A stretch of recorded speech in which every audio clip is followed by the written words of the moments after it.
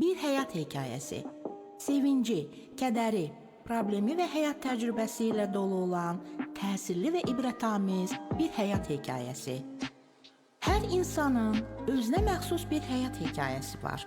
Müxtəlif həyat hekayələrini dinləmək üçün 96.9 tezliyində Marnoli Radiosunun canlı efirində Rübabə Muxtarovanın təqdimatında çərşənbə axşamı saat 12:00-da dinləyə bilərsiniz.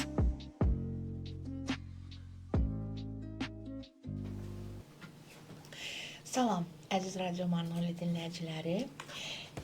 Sizi mən Rübabə Muxtarova Bir Həyat Hekayəsi radio proqramında salamlayıram, əziz dinləyicilər.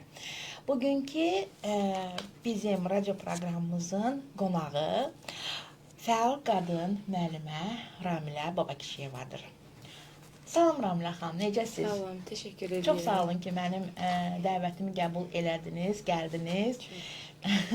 Çox sağ olun, gec də olsa amma ki, gəldiniz. Ramilə xanım, biraz özünüzü təqdim edə bilərsinizmi dinləyicilərimizə? Məmnuniyyətlə salamlayıram bütün izləyicilərimizi. Mən Babakişiyeva Ramilə İlqam qızı. 1992-ci il təvəllüdlüyəm. Müəllimə olaraq 12 ildir ki, fəaliyyət göstərirəm. Arniyolinin kəndlərinin birində. Peşəmi sevirəm, uşaqları sevirəm. Ətrafda olmağı sevirəm, hər kəsin yanımda olmağını sevirəm. Belə bir insanam. Çox sağ olun. Ramilə xanım, baxın, ailənizin sizin həyatınızda necə rolu olub bu vaxta kimi? Ailəmin rolu əslində azad bir uşaqlığım olub. Azad böyümüşəm. Heç kimin qısıtlaması mənə olmayıb. Hələ də eləyəm. Azadlığı sevirəm, yəni müəyyən çərçivələrdə təbii ki. Ailəm hər zaman dəstəyim olubdu. Özəlliklə də, xüsusilə də mənim atamın atası, qoca babam, baba deyirik də, babam. Mən onu həmişə nümunə götürmüşəm özümə. Savadlı, oxumuş bir ailənin, belə deyim də, qızıyam. Onlarla mən fəxr edirəm ki, onlar məni bu qədər belə azad böyüdüblər və hər zaman arxamdadılar. Mən onların dəstəyini hiss elədikcə daha da irəliləməyi sevirəm, daha da irəliləyirəm. Çox yaxşı. Həyatınızda dönüş nöqtəsi olan bir hadisə varmı? Həyatımın dönüş nöqtəsi, belə deyim, oxumağımla olubdu. ADA Universitetinə qəbul olanda magistr üzrə. O mənim həyatımın ən gözəl hadisələrindən biri idi. Mən onu həyatımın dönüş nöqtəsi deyə bilərəm. Çünki Azərbaycanda oxumaq, elə bir universitetdə elə magistr təhsili almaq mənim üçün ən gözəl, böyük bir əlamət idi həyatımda. Çox gözəl. Bəs həyatda qarşılaşdığınız ən böyük çətinliyiniz nə olub? Məsələn, onu necə aşmısınız? Həyatda hər cür çətinlik olub həyatımda, olmayıb deyə bilmərəm. Ən çətin mən ailə quranda hiss eləmişəm onu. Başqa bir mühitə düşürsən, başqa bir ailəyə düşürsən. Həyat tarzın dəyişir, bəzi qısıtlamalar olur, bəzi yollara getmək olmaz, belə deyim. Amma üstəsindən gəlmişəm. Onu çox sevinirəm ki, üstəsindən gəlmişəm. Və bu günə kimi də dik, başı ağ, yəni irəlidəyəm. Buna çox sevinirəm. Lap yaxşı. İndiyə qədər həyatınızda verdiyiniz ən önəmli qərar nə olub? Ən önəmli qərar, çox önəmli qərarlarım olubdu. Amma ən önəmli qərarım o idi ki, icma içində olmağım. Hər zaman istəyirdim ki, irəlidə olam. Demirəm ki, hər kəsdən irəlidə və yaxud, amma müəyyən insanlardan irəlidəyəm. Müəyyən səviyyədəyəm, müəyyən yerdə işləyirəm. Özümə görə, özümün bu xüsusiyyətini çox sevirəm ki, mən bir əcədə olsa, irəli görüşlü insanam, irəliyi görənəm. Az da olsa irəliyi görürəm. Ona görə belə deyim də, ona görə xoşbəxtəm. Lap yaxşı. Bax, məsələn, deyirsiniz ki, irəli getməyə xoşlayırsınız da. Bu irəli gedişdə sizə, məsələn, ilham verən insanlar olubmu həyatınızda? Bəli, olubdu. İlham verən insanlardan biri də bizi Azərbaycan səfirliyi Qarabağa apardı. Bilirsiniz də, işğaldan azad olan torpaqlarımıza apardı. Mənə ən çox ilham verən Qarabağ oldu. Həyatdakı, bax, demək mən bura gəlib çıxmışamsa, getdim Qarabağı gördüm, bəli. Yaşadım o ab-havanı. kədər də yaşadıq düzdür, amma sevincimiz çox böyük idi. O tərəfdən mən çox xoşbəxtəm, çox sevinirəm. O mənə Qarabağ mənə ilham, böyük ilham verdi. Az da olsa şeirlərim var. Qarabağa gedəndə də yazdım, dönəndə yazdım, yolda yazdım o şeirləri. Çox qürur verici bir hiss idi mənim üçün. İlhamım da elə oradan gəlir. Ondan əvvəl də var idi təbii ki. Ora getdimsə var idi, amma oradan başladı mənim həyatımın ən gözəl nöqtəsi deyə bilərəm ki, mən oraya getdim, gördüm. Allah şəhidlərimizə rəhmət eləsin. Qazilərimizə can sağlığı. Mən o bu havanı yaşadım, çox sevinirəm. Çox yaxşı. Bax deyirsiniz ki, şeirlər yazmısınız da. Yəni bacarırsınız, bu bacarığınız Az da olsa. var. Az da olsa. Hansısa bir şeirinizi deyə bilərsiniz? İnşallah göndərərəm. Mən sizə belə deyim, indi Amma burada səsləndirmək. indi Yox, səsləndirmək istəmirəm. Necə istəmirəm? Var. Aha. Yazmışam. İndi düzgün formada hansı tam düzgün yazılıb, indi inşallah göndərərəm mən sizin verilişə. Lap yaxşı. Çox sağ olun. Bax, həyatda ən çox dəyər verdiyiniz şey nədir? İnsanlar olaraq təbii ki, ailəmdir. Ailəmə çox dəyər verirəm. Xüsusilə də uşaqlarım mənim üçün həyatın ən gözəl hadisəsidir. Dəyər verdiyim də, belə deyim də, işim olubdu. Yəni, işə dəyər vermişəm. İndi müəyyən çətinliklər hər işdə olur, o başqa məsələ. Amma işimə, ailəmə daha çox dəyər verirəm. Mənim elə Qarabağa getdiyim qrupum var. Zəfər qrupu adlandırmışıq biz o qrupu. Orada ziyalılarımız var bizim, müəllimlərimiz var, deputatlarımız var. O qrup mənim qrupumdur. Qrupun başçısı mənəm. Çox sağ olsun Mahmud Kəmaloğlu və dəstəmiz məni rəhbər olaraq seçdi. Kiçik rəhbərəm də belə deyim. Təbii ki, məsləhət onlardan alıram. Amma o qrup məni daha da həvəsləndirir. Mən o qrupu demək olar ki, ayaqda tutmaq sevirəm. Sevinirəm ki, tuta bilirəm. Lap yaxşı. Həyatda sizi ayaqda tutan əsas prinsip nədir? Prinsiplərim yoxdur. Belə deyim ki, kimsə vay acığına nəsə də eləyim, irəlidə olum, görünüm, yox. Özüm üçün, özümü harda görmək istəyirəmsə də məni o prinsip ayaqdadır. Bir də ailəmin təbii ki, mənimlə fəxr eləməsi. O məni saxlayan kişi, belə deyim də, qoca babam, atamın atası. Onun üzünə baxanda mən deyirəm ki, yox, mən daha da irəlidə olmalıyam ki, o belə baxsın, sevinsin. Çünki o bir əcə də olsa, görürəm gözümün içinə baxanda sevinir ki, mən irəlidəyəm, mən oxumuşam, mənim savadım var, müəyyən insanları tanıyıram. Bax, məni ayaqda tutan o kişidir. Lap yaxşı, Allah can sağlığı Çox versin. sağ olun Ramizə o kişi, öpürəm onu buradan. Çox sevirəm onu. Lap yaxşı. Hal-hazırda nə ilə məşğulsunuz? Hal-hazırda müəlliməyəm və əlavə olaraq Dirsi şirkət var, orada işləyirəm. Zəfər qrupum var, müəyyən tədbirlərimiz olur. Hal-hazırda belə. Belədir. Ümumiyyətlə, boş vaxtlarınızda nə ilə məşğul olmaq? Olmur boş vaxtım.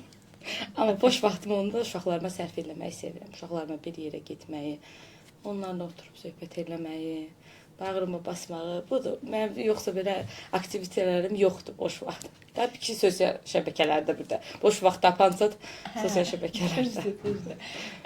Neçə övladınız var? 2 övladım var. Qızım Allah saxlasın. 14 yaşındadır. Mihrimah adını sevə-sevə qoymuşam özüm. Oğlum Bahaddin, Allah hamının ölənlərinə rəhmət eləsin, qaynatamın adıdır. Belə. Lap yaxşı. Gələcək üçün hansısa bir planlarınız varmı? Məqsədləriniz, Məqsədim var. planlarınız? İstəyərəm ki, övladlarımla bağlı təbii ki var məqsədlərim, planlarım. Amma belə gələcəyi çox da dərindən fikirləşən insan deyiləm ki, ay bir il sonra mən bura gedim, buradan bunu edim, yox. Türklər deyir, akışına həyatı buraxmışam. Öz çərçivəsində o həyat akışına getsin, hara qədər gedirsə. İnşallah nailiyyətlərlə, uğurlarla təbii ki. Lap yaxşı. Məsələn, belə bir sual verim sizə. Ümumiyyətlə, siz özünüz də gəncsiniz, təbii ki. Amma məsələn, sizdən bu dəqiqə gənc nəsilə nə məsləhətiniz, tövsiyəniz olardı? Mən artıq özümü gənc saymıram, qoyum buradan bir deyim. Çünki qızım böyükdür daha, 13-14 yaşı var. Gənc daha onları görürəm. Gənc tələbələrimi görürəm, şagirdlərimi görürəm, gənc. mən onlara bir söz demək istəyirəm, oxusunlar. Həyatda hər bir hadisəyə, hər bir şeyə nail ola bilərlər bu həyatda. Gənclər istəsələr, amma yalnız oxusalar nail ola bilərlər. İndiki dövrdə, indi demirəm ki, əvvəldən oxumayanların nailiyyətləri yoxdur, yox. İndiki dövr bizə bu 21-ci əsr ancaq oxumağı, özünü doğrultmağı, cavan, uşaq yaşda belə deyim, ailə qurmamağı deyil də, daha müəyyən səviyyədə, necə deyim, anlamaqlarıyla, yəni bu 25 yaşda, 22 yaşda anlayırlar, həyatı başa düşürlər, ondan sonra ailə qursunlar. Gənc, cavan qızlarımız 22-yə, 25-ə kimi qurmasınlar ailə. Yaşasınlar, getsinlər, gəlsinlər, tozsunlar. Sonra elə də həyat axışından gedəcəkdir. Sevirəm bu axış sözünü. Həyat zaten axışından gedəcək, zaten həyat göstərəcək onlara necə yaşamaq lazımdır. Amma savadı olanda. Çünki bu dövr onu tələb eləyir bizdən.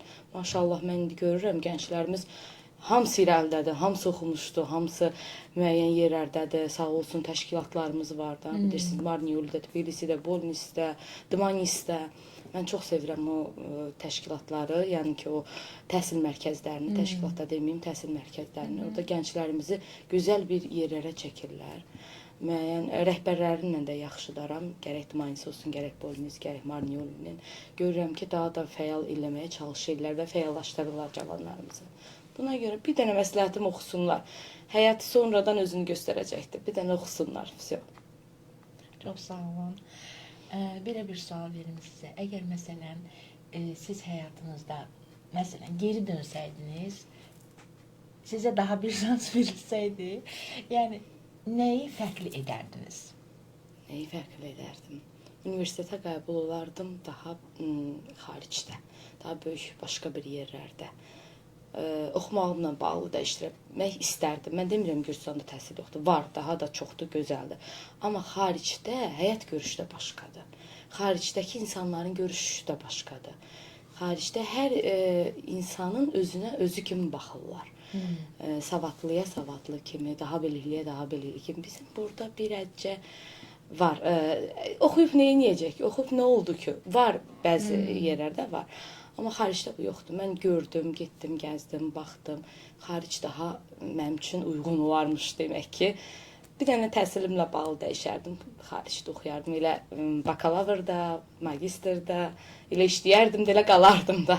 Sevirəm vətənimi. Vətənimin hər bir nöqtəsinə, torpağına canım qurban. Amma xaricdə daha oxumağı, təhsil almağı istərdim.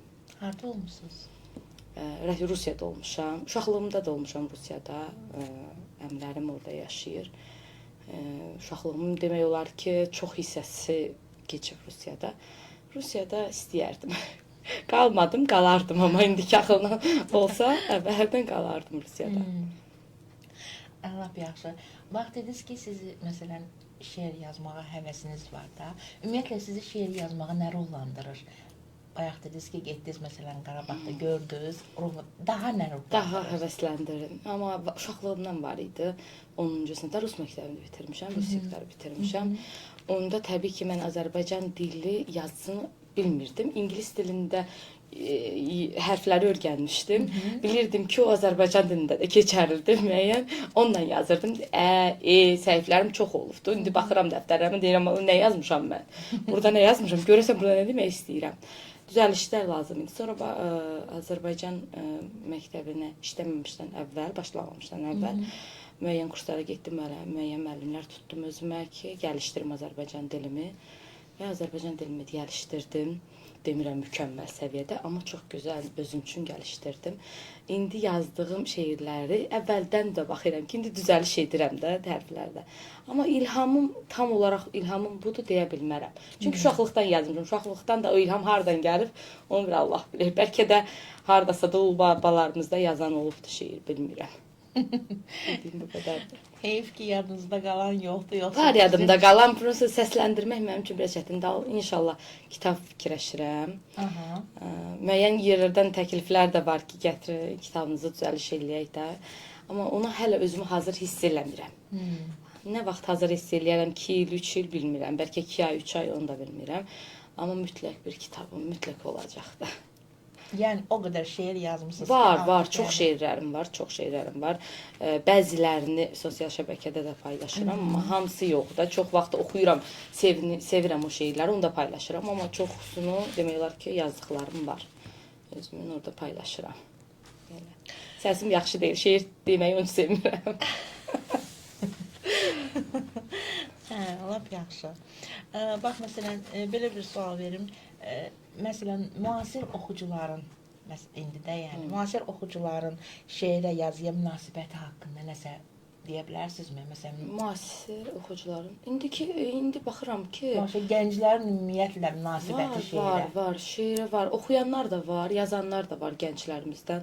Mən takib eləyirəm sosial şəbəkələrdə, Facebookda və baxıram Qafqaz Türk Media. Hüseyn müəllim sağ olsun, hamının kitabını təqdim eləyir. Yəni sevinirəm, baxıram, fəxr eləyirəm.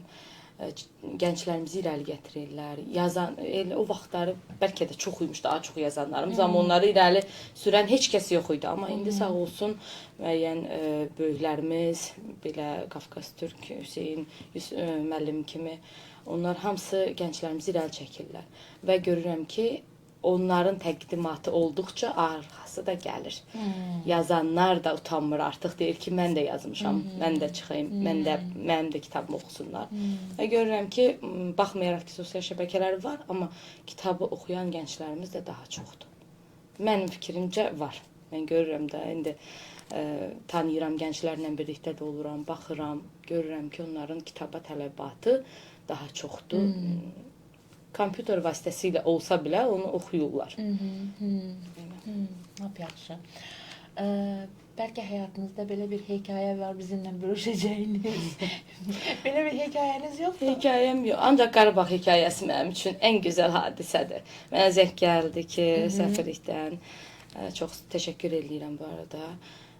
Səfir cənab Faiq Quliyevə, onun və əməkdaşlarına, onlar bizə təklif sundu. Biz getdik, gördük, bu havanı yaşadıq. Mənim həyatımın ən gözəl dönüş nöqtəsi də elə oydu. Həyatımın ən gözəl, təbii ki, indi övladlar çıxmaq şərti ilə həyatımın ən gözəl hadisəsi oydu. Bu havanı yaşamağı ancaq yaşayan bilər də. İndi belə deysəm, bəzisi başa düşər, bəlkə bəzisi başa düşməz, amma ən gözəl dönüş nöqtəm oydu elə, Qarabağ. Yenə istəyirəm gedəm. Bu arada yenə istəyirəm gedəm. Və elə həvəsindəyəm, sanki heç görməmişəm. O qədər həvəsindəyəm. Lap yaxşı, lap yaxşı. Belə, Ramla xanım, çox sağ olun səmimi söhbətinizə görə, həqiqətən də. Üzrü sayın gecikdi.